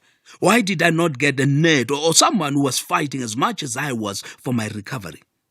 I got the devil who was not ready to quit and sucked me in the process, and now I was using inside. My money down the drain. I may as well have used that money to score some more drugs. How could this be? Was this fate? Punishment for some sin I didn't know about? During my last week there, I was high every day. During the day, I was a good boy. This was easy. Pretense was my forte. I could be a priest during the day and the assistant devil at night. It came naturally to me. Compared to all the years I put on a mask in church in front of thousands of people while I was high, this was nothing. Besides, I hadn't put myself there. It had been facilitated by someone else. My using inside also came from someone else. Doing things to please other people is never a good idea. Anytime you want to do something, do it because you want to and not to please people. I wasn't in there for myself. I was there for other people. I came out of the rehab center undetected and not tested. Ntabisem picked me up and went on in the car about how I'd changed and how much better I looked. She commended me for my staying power. She had no idea that the change was merely cosmetic. When I got home, the whole family had gathered. They'd organized a celebration and were singing and praying for my return from the hellhole. It was like a mini church revival. They did not know the devil was back. The truth was far from what they thought. In my mind, I was just wondering when they'd leave. I had an appointment with drugs and I couldn't wait to go and score. Immediately they left, I got in my car and drove straight to the dealer. I was like a celebrity in that street. My dealers were so happy to see me. I was their cash cow and I was back for more of the same stuff. There were so many to buy from. I had difficulty choosing. Of course, there were free offers as well. Rocks and coke.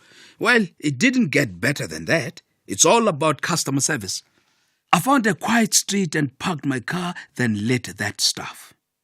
I took a big inhale and savored the moment. Papa was back with a vengeance. I was back to my old self and was soon doing lines of coke, rocks, ecstasy and alcohol. I was on a serious binge and nothing could stop me. I was hiding it from my wife, but not with the same guilt as before. I didn't care as much if I got caught. I suppose I got to the painfully arrogant point of believing that it was my money and I could do what I damn well pleased. I was back in the lying business and back to being Dr. Jekyll and Mr. Hyde. I was back on the streets cruising for drugs, but this time as a pro who knew every trick in the book. I was getting paid back for the 2 weeks of not using in rehab. I doubled my using and soon I was back to paranoia. I was back to writing down number plates and back to suspecting the stars of being cameras and conspiracy theories. Drugs mess you up proper.